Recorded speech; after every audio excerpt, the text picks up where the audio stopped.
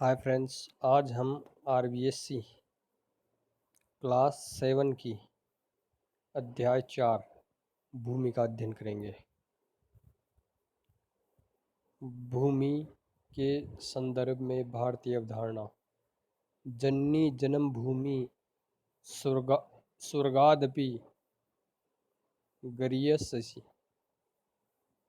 भारतीय ग्रंथों में मातृभूमि एवं माँ को स्वर्ग से भी श्रेष्ठ माना गया है। भारतीय अवधारणा के अनुसार जो भी हम हमें देता है या जिससे मानव जाति के कल्याण के गुण समाहित है उसे देवता कहते हैं। इसलिए हमारे यहाँ जल देवता, वायु देवता, अग्नि देवता आदि शब्दों का प्रयोग किया गया है। लेकिन भूमि को माता का स्थान है। अन्न, वस्त्र, आवास संबंधी हमारी समस्त आवश्यकताओं की पूर्ति धरती माता से ही होती है। अतः धरती पर जन्म लेने वाले सभी जीवों का पालन पोषण धरती माता ही करती है। वर्तमान में अत्यधिक जनसंख्या वृद्धि के बावजूद भी धरती माता सबकी आवश्यकताओं की पूर्ति कर रही है।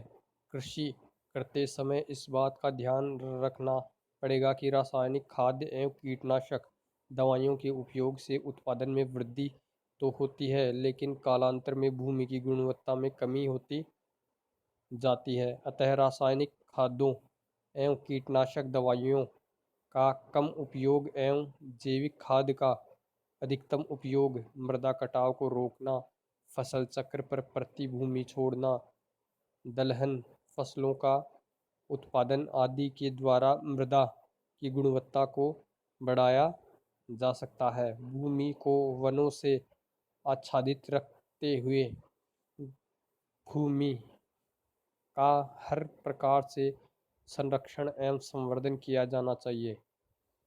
अनुपम अपनी छोटी बहन लक्ष्मी के साथ गेंद से खेल रहा था। उसने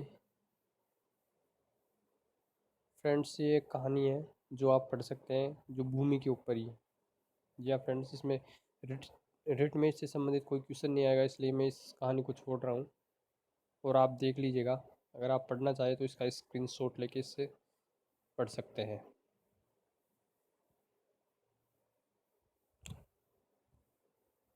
यदि आप गांव में रहते हैं तो वहाँ भूमि का उपयोग अलग तरह का होगा। गांव के अधिकांश भूभाग का उपयोग कृषि, चारागाह और तालाब के रूप में होता है, जबकि नगर या शहर में आवासों, कार्यालय, उद्योग, परिवहन एवं बाग बगीचों आदि में इसी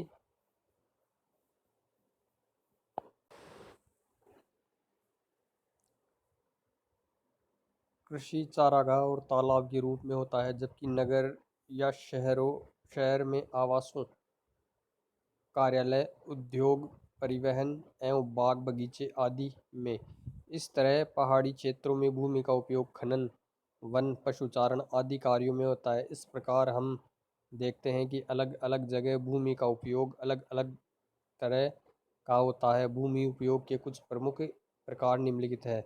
वन भूमि, वह विस्तृत भूभाग जो प्राकृतिक वनस्पति से ढका हो वन भूमि कहलाता है। राष्ट्रीय उद्यान, वन्य जीव अभयारण्य, आखेट, निषिद्ध क्षेत्र आदि इसी में सम्मिलित है।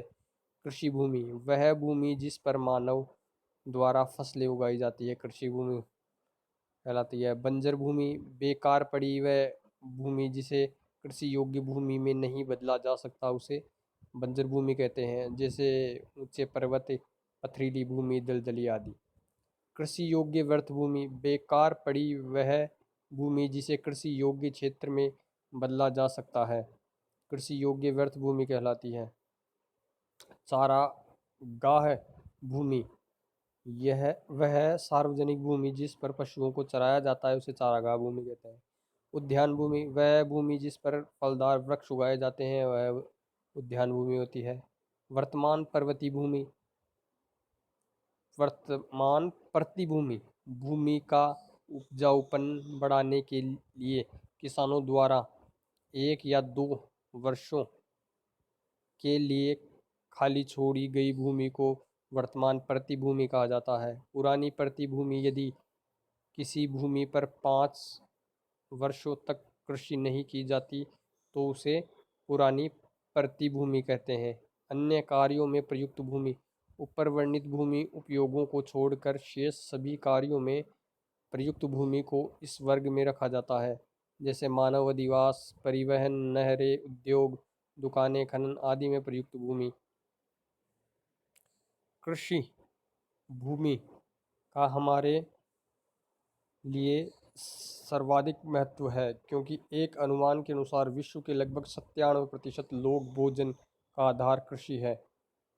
कृषि भी दो प्रकार की जाती है। किसान अपने परिवार के पालन पोषण के उद्देश्य से कृषि करता है तो उससे जीवन निर्वाह कृषि कहते हैं। इस प्रकार की कृषि में परंपरागत कृषि उपकरणों का उपयोग अधिक होता है। भारत में राजस्थान के अधिकांश किसान इसी प्रकार की कृषि करते हैं। किसान द्वारा व्यापार के उद्देश्य से की गई कृषि को व्यापारिक कृषि कहा जाता है।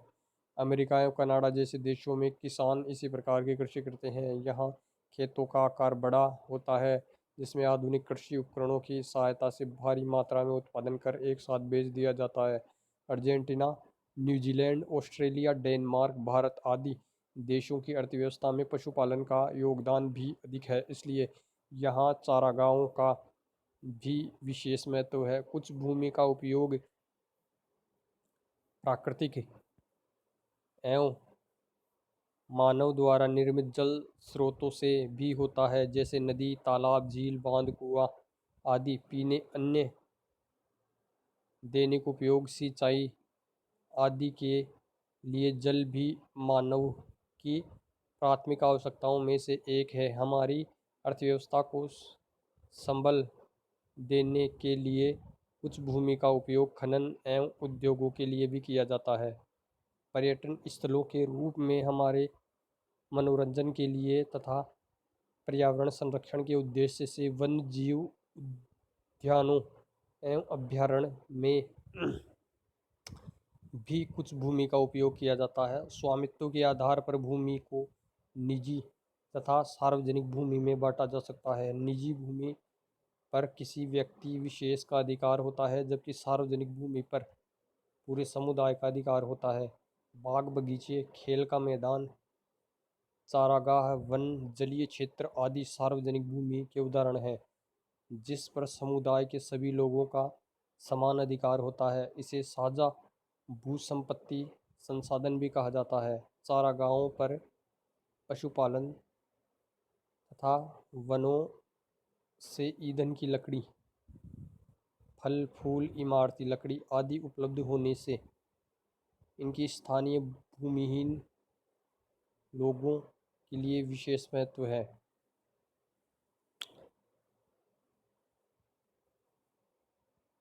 नगर और गांव के भूमि उपयोग में अंतर होता है। शहरों में भूमि का मूल्य गांव की तुलना में अधिक होता है। नगरों में अधिवास व जनसंख्या का घनत्व अधिक एवं गांवों में कम होता है। कभी आपको अन्य गांव या शहर में जाने का मौका मिले तो वहां भूमि उपयोग पर ध्यान दें और उन स्थानों के भूमि उपयोग के अंतर को पहचानने का प्रयास करें।